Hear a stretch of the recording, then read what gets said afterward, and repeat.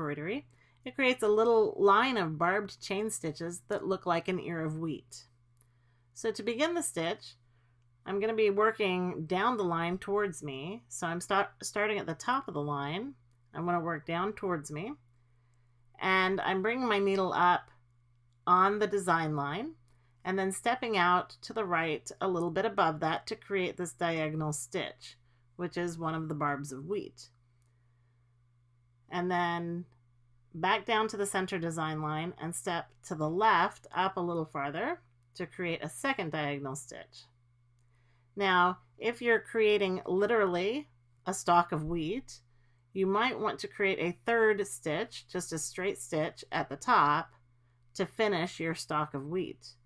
You don't have to do this if you're just stitching a decorative line, but if you're stitching a stalk of wheat, you'll want that little stalk at the top, the little straight stitch. Now move down the line, and it's time to make the chain stitch. So you're coming up a stitch length away, then passing underneath all three of those stitches to hold the chain stitch loop, and then go down in the same hole.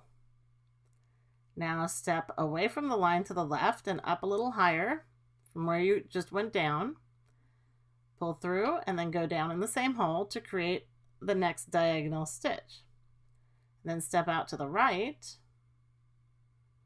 and create the diagonal stitch by going down in the same hole. Pull through. Now it's time to move down the line, a stitch length down the line towards you.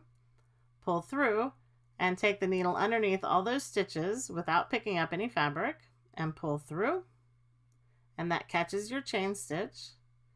Then go down in the same hole, then step out to the left and up a little higher to make the little barb, and then go down in the same hole and step out to the right a little higher and make the diagonal stitch by going down in the same hole.